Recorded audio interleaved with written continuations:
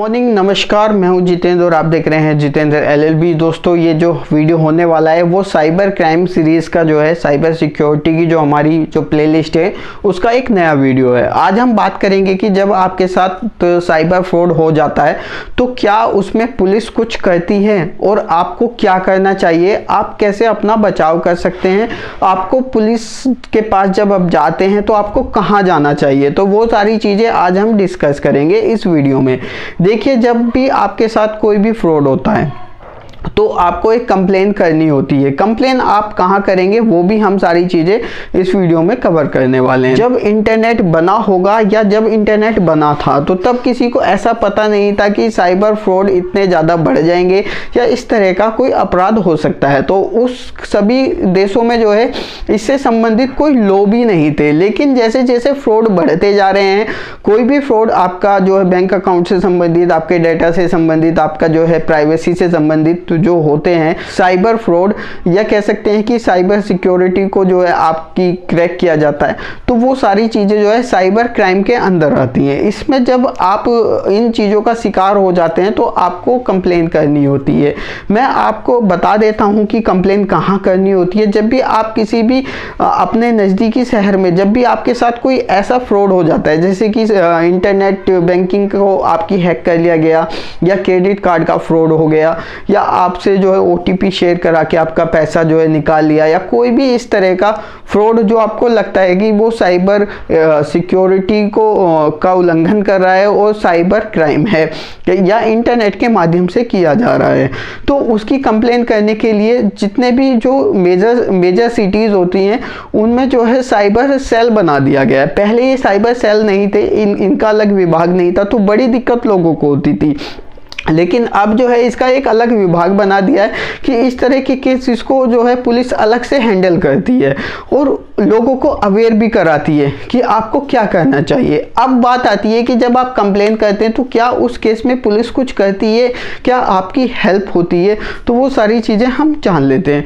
देखिए, होता क्या है कि जब भी आपके साथ इस तरह का फ्रॉड हो जाता है तो आपको जो है साइबर सेल में जाने के लिए बोला जाता है। सबसे पहले जो है आप अपने नज़दीकी पुलिस स्टेशन में जाते हैं FIR कराने के लिए। वहां पर आपके मामले को सुना जाता है तो पता चलता है कि ये साइबर फ्रॉड है और साइबर सेल का केस है, तो वो आपको जो है साइबर सेल में रेफर कर देते हैं। वो वहां से एड्रेस बता देते हैं कि ये नज़दीक में जो है हमारी एक साइबर सेल है, वहां पर आपकी कंप्लेंट दर्ज कर ली जाएगी।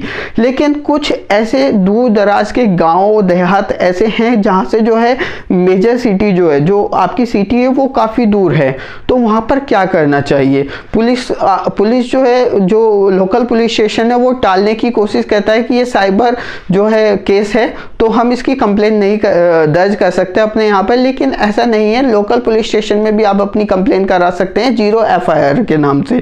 जो 0 FIR होती है वो उसको आप कहीं भी किसी भी शहर में करा सकते हैं, तो वो बाद में केस को फॉरवर्ड कर देते हैं साइबर सेल में।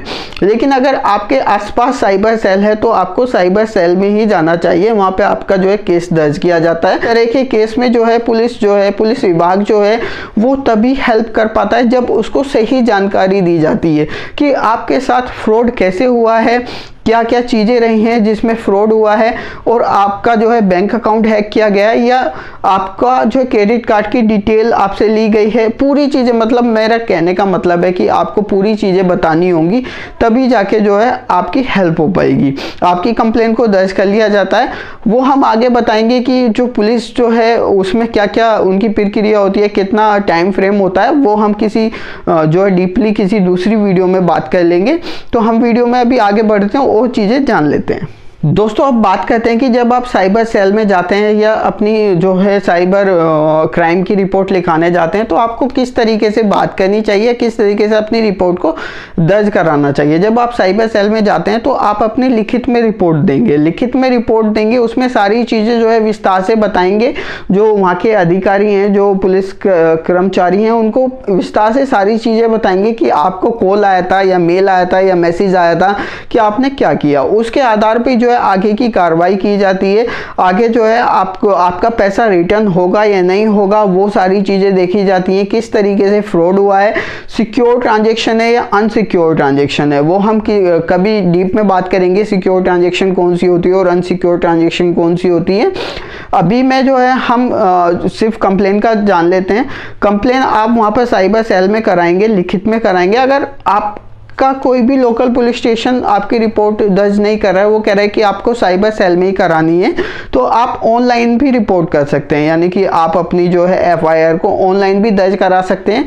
वहाँ पर जो है मेल के माध्यम से या जो साइबर सेल का पोर्टल है उनके माध्यम से जो आप अपनी रिपोर्ट को दर्ज करा सकते हैं और अपनी केस की स्टडी को बारीकी से वहाँ पर भी बता सकते हैं और आपकी कंप्लेंट को दर्ज कर लिया जाता है और आपके केस में क्या होना है वो सारी चीज़ें जो है देखी जाती हैं। दोस्तों, आप बात कहते हैं कि जब आपके साथ कोई भी साइबर फ्रॉड हो जाता है या आप किसी भी साइबर क्रिमिनल का शिकार हो जाते हैं तो आपको सबसे पहले क्या करना चाहिए।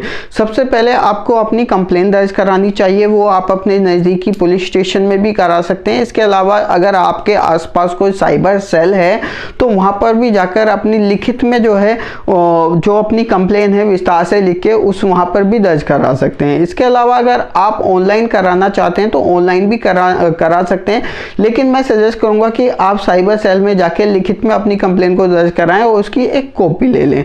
अब कंप्लेंट दर्ज कराते समय उसमें आप अपना नाम, एड्रेस और कॉन्टैक्ट नंबर, जिससे बाद में कभी आपकी ज़रूरत पड़े तो पुलिस कर्मचारी, पुलिस अधिकारी आपसे बातचीत कर सकें, आपके केस को समझ सकें और अगर आपसे कोई कन्वर्सेशन करने की ज़रूरत है तो आपके एड्रेस पे जो है कोई भी जो लेटर भेजा जा सके या आपको बुलाया जा सके। इस तरह की कॉन्टैक्ट डिटेल जो है आपको डालनी, जिस कॉन्टैक्ट डिटेल के माध्यम से आपसे संपर्क किया जा सके। अब एक चीज हम बता देते हैं, जो आईटी एक्ट है उसके अकॉर्डिंग जो है जो साइबर क्राइम है वो ग्लोबलाइज होते हैं। ग्लोबलाइज का मतलब होता है कि आप भारत की किसी भी साइबर सेल में अपनी कंप्लेंट करा सकते हैं। आपको जरूरी नहीं है कि आप अपने नज़दीकी शहर के पास जो आपके जो शहर में जो साइबर सेल है उसी में कंप्लेन कराएं। इसके अलावा आप भारत की किसी भी साइबर सेल में कंप्लेन करा सकते हैं, कहीं भी आपकी कंप्लेन दर्ज कर ली जाएगी। देखिए, अब बात करते हैं जब आप अपनी कंप्लेन करा देते हैं, लिखित में अपनी कंप्लेन दे देते हैं और वहाँ से जो एक कॉपी आपको मिलती है, एक कॉपी आपको दी जाती है,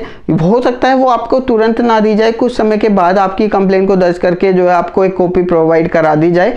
उस कॉपी को जो है आप उस कॉपी में अपना नाम, एड्रेस, मेलिंग एड्रेस, जो आपकी ईमेल आईडी और मोबाइल नंबर, वो सारी चीज़ें सही से वेरीफाई कर लें कि वो सभी चीज़ें सही हैं या नहीं। अगर कुछ गलत है तो आप उसमें करेक्शन करा दीजिए।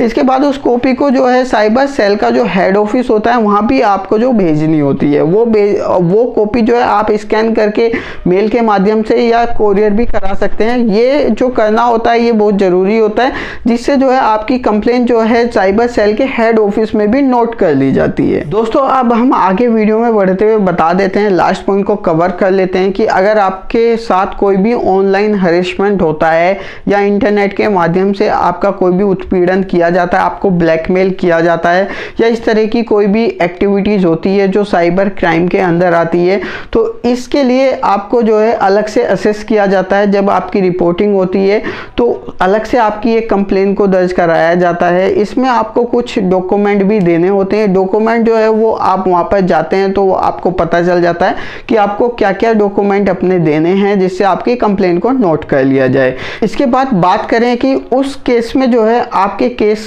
को पूरी बारीकी से देखा जाता है और ये पता लगाया जाता है कि आपके साथ जो साइबर हरेसमेंट हो रहा है या साइबर क्राइम हो रहा है, ऑनलाइन हरेसमेंट हो रहा है, आपको जो ब्लैकमेल किया जा रहा है, वो आपका जो केस है वो किस कैटेगरी का है। उस कैटेगरी के आधार पर ही जो है आपके जो केस की रिपोर्टिंग आगे की जाती है और ये जो है उसी के आधार पर आपके केस की स्टडी होती है और आपको जो है पूरी चीज़ें बताई जाती हैं। ये वीडियो हमने एक साइबर क्राइम जिन लोगों के साथ होता है उनको क्या करना चाहिए, किस तरीके से जो है आप कंप्लेन कर सकते हैं, वो सारी चीज़ें हमने बताई हैं।